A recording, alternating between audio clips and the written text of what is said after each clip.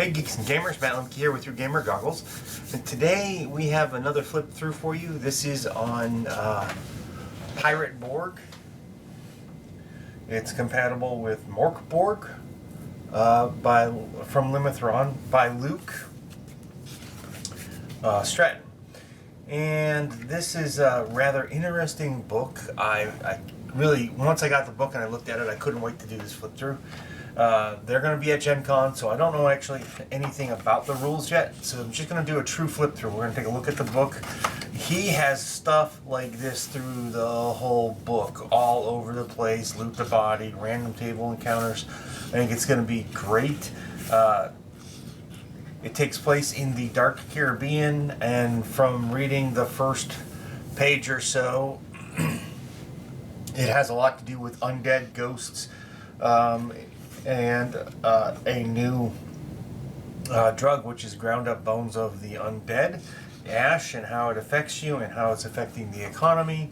It's very interesting from what I've seen so far. One thing that is really cool about the book is the way it kind of flows like a comic book or that kind of art. And as you can see, so writing, illustration, and layout are all done by Luke in Limithron. I'm not sure how they say that yet. So you may see this while I'm at Gen Con, you may not. The game doesn't come out until, I think, September is when it's going to go to Kickstarter, or when it's going to actually be available. So here you have great, I think the art's very provocative. Here you're talking about the British and the West Indian coast, and then it goes into the French Indies. The first few pages are all about different types of background. And then it talks about the end of days. This is about the cultists. And then it talks about the sunken one. One of the things I like about what he does with the illustration and the art is he'll have some of the lettering or the words bolder and larger to stand out more than some of the other things. It's just a really striking book. And then you start getting into the history. Well, actually, this isn't the history. This is actually the table of contents. I'm going to go ahead and zoom in. And I was a fool because I didn't grab my glasses. So I'm really going to have to zoom in and just read this. So you have this table of contents that has the chapters across the top. And then it has down the side the chapters and how they work in tandem with each other like a chart, which is really interesting. I haven't taken the time to see the references or the difference in the points yet on it. Oh, down on the bottom it says, use this timeline in any way you see fit as historical records, rumors, and plot hooks. So it's just different ways for you to use it to do a better job with your storytelling. And then here is your character creation. We'll zoom in on this real quick. So, create a player character, and you roll on each of these tables.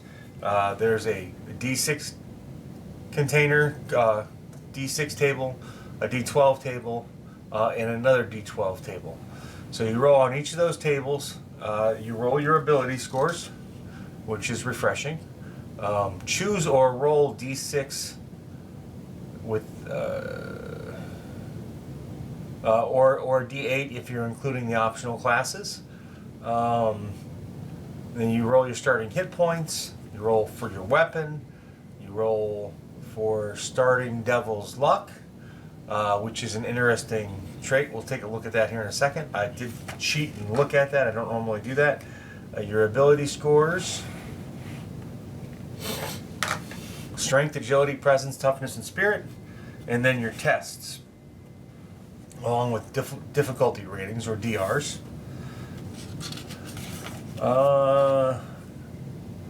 And then there is violence, which is basically the combat system and how it works. Combat is basically explained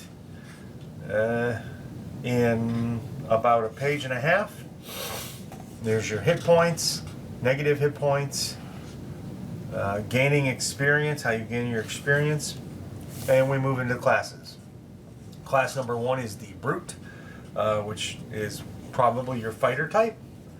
And then you have the Rapscallion, which I'm going to go with is some kind of rogue or thieving type, somebody who deals a lot with conning. He's got cards here to reflect what he is and what he does. He has a +2 to agility, -1 to strength, and a -1 to toughness. Begins with D2 Devil's Luck, and we'll come back to that. Then you have a Buccaneer, Skill Tracker and Survivalist. You have a Swashbuckler.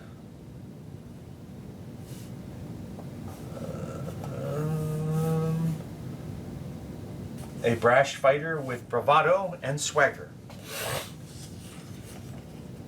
And then you have a Zealot. This is probably your healer type or your clergyman.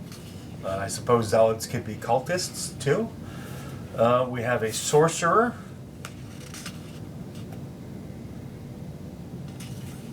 That is a great picture, by the way. I love the colors. Bold and provocative. Optional class number 1, I believe. Maybe this is optional class 2. Nope, this is optional class number 1. It's a Haunted Soul. And then you have the different vessels for this Haunted Soul. Ghost, Conduit, Eldritch Mind, Zombie, Vampirism, or a Vampire, or a Skeleton. And then optional class number 2 is a Tall Tale, which is a merfolk, a mutant of some kind of sentient animal. And then the different basic weapons, very old school type of thing. Then it moves into equipment, clothing, armor, weapons, more ammo, and bombs. Devil's Luck. Every class gains a number of Devil's Luck points. Landlubbers begin with a D2. After resting at least 6 hours, if and only if your luck is depleted, roll your class's designated die and regain that much luck. Use Devil's Luck to lower damage dealt to you by a D6, neutralize a crit or a fumble, lower one's tests by -4, test DR by -4, reroll any die roll, deal max damage with 1 attack. And then you have random backgrounds, and he's got a lot of them. I'm gonna just zoom in so we can read one here. We'll go with Gunner. Gunner, 2d6 times 10, skill at shooting. That's what you begin with. That's your background. And then he has a flaws page. Right now there's currently a D20 for the flaws. And then you have physical trademarks. Trademarks? Yeah, trademarks. One of which is missing an eye. Again, that's a D20. And then you have idiosyncrasies. These are your habits or bad habits. Let's see here. Functioning alcoholic. You bet everything you can. You know every tall tale ever told. You make sure everyone else knows you know them. And then you have unfortunate incidents and conditions. This is a D20 random roll. You're a known pirate. You face the gallows if caught. That's one of the examples. And then we have a D100 for things of importance, things that are important to you. A novel you loved as a child is one of the examples. Animate skull, a dark robe, cape, or cloak. So these are like your attachments in life. And then there is a chapter on ancient relics, and of course ancient relics do things like give you boosts and bonuses, or for example, this one is mapped ink ectoplasm. Learn the location of all traps and secret doors within 30 feet for D4 plus spirit rounds. Don't know what a spirit round is yet. I hope to play tomorrow night. And then you get into magic, which is your arcane rituals. I hope to come back to this and tell you what it does more. And then, so there's a certain number of different spells. I don't know if they're broken down by level, but here's a spiritual ward. One creature gains negative D4 protection for D2 days, and it works in addition to armor. And then you have mythical mishaps. Number 5 is you go insane and become convinced that the world is a dream. You have sea shanties, often, let's move this over here, often learned in the seaside taverns from old sea dogs. Most shanties are mindless distractions, sung by sailing crews. And they do different things like Spanish ladies, ship can't get lost today. Alchemy. Alchemy is not really sure. It's a methodology for a alchemical concoction or potion, and they do different things. So there's a random die roll for a d20, the ingredient, and the resulting color. I don't know how that all works yet. I'm sure that's something that I will be discussing tomorrow night with the designer. And one of the other things that I noticed in my initial flip through is there is obviously, you can't really have a pirate game without some sort of naval combat. There is the aft, the stern, the broadsides, and the aft and the stern. The aft in the fore or the bow.